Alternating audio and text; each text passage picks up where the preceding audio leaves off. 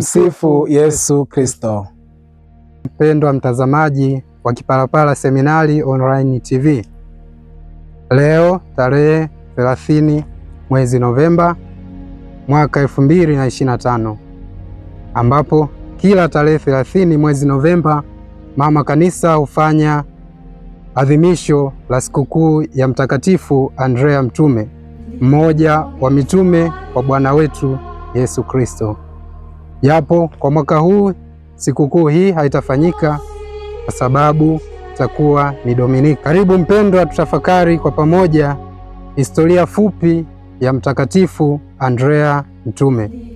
Andrea Mtume alizaliwa katika mji wa Betsaida na alikuwa ni mkazi wa mji huo kando kando ya ziwa Galilaya. Andrea Mtume, kabla ya kuitwa kwake, kadiri ya mwinjili Yohane sura ya 1 aya ya 35 hadi 40, alikuwa ni mwanafunzi wa Yohane Mbatizaji. Andrea na Yohane walimtafuta Yesu. Ndipo Yesu alipowauliza kwamba mnamtafuta nani? Andrea akasema, mwalimu, unakaa wapi? Ndipo ambapo Yesu aliweza kuambia kwamba njoni mnifuate. Siku hiyo walimfuata na wakakaa huko siku nzima. Injili ya Yohana sura ya 1 aya 35 mpaka aya 40. Ndipo waliporudi nyumbani, Andrea anamwambia ndugu yake Petro kwamba tumemwona Masia. Naye Andrea akampeleka ndugu yake Petro kwa Yesu. Yesu akawafanya wote wawili kuwa wavuvi wa watu, kadiri ya Injili ya Mathayo sura ya 4 aya 19 hadi aya 20. Na hapo ndipo ukawa mwanzo wa ufuasi wa wanafunzi hawa wawili, ndugu wawili, Simoni Petro na Andrea. Hatusomi habari zaidi juu ya Andrea kama ilivyo kwa mtume Petro na mtume Yohane. Andrea anajionyesha moja kwa moja katika sehemu ile ya Injili ambapo Yesu aliweza kuwalisha watu zaidi ya 5,000 kwa mikate 5 ya shayiri na samaki 2. Yesu alimuuliza Filipo kwamba watu hawa wengi tunaweza kununua mikate mingapi ili watoshe? Filipo akamwambia kwamba mikate ya dinari 200 inaweza kuwatosha. Ndipo Andrea alipomwona na kumleta kijana mwenye mikate 5 hiyo ya shayiri na samaki 2. Hapo Andrea alijionyesha moja kwa moja. Injili ya Yohane sura ya 6 aya ya 8 hadi aya ya 10.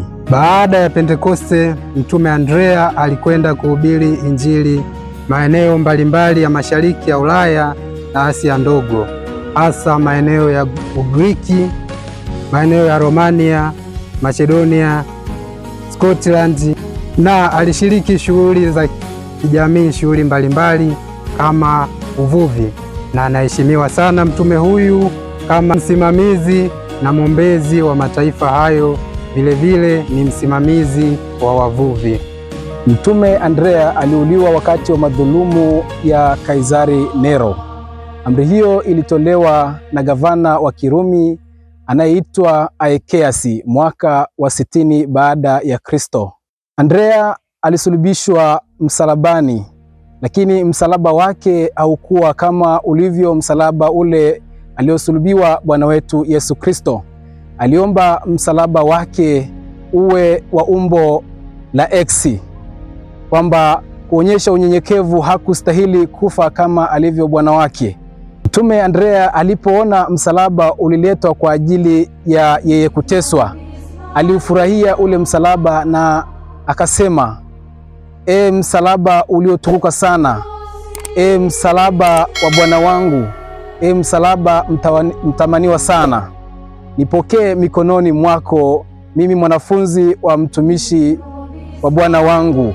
Nitoe mikononi mwa watu, unipeleke kwa Bwana wangu aliyenikomboa kwa njia yako. Andrea mtume alipokuwa msalabani, aliendelea kuwahubiria watu habari njema ya Kristo siku 2 kabla ya kifo chake. Baada ya kufa Andrea, mwili wake ulikwenda kuzikwa karibu na makaburi ya watakatifu Timotheo na Luka huko Konstantinopo.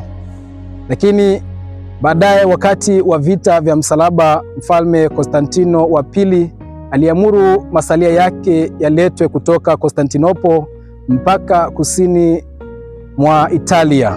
Huko wanakwenda watu wengi kusali, uhiji kwa maombezi yake. Baadhi ya maeneo ambayo Mtume Andrea anaendelea kuheshimika ni nchi ya Scotland, ambapo ule msalaba wenye umbo la X bado inaonekana ishara ile katika bendera ya nchi hiyo. Yapo mengi tunayoweza kujifunza kutoka kwa Mtume Andrea, kama fadhila ya unyenyekevu, na hii inajidhihirisha wakati wa mateso yake.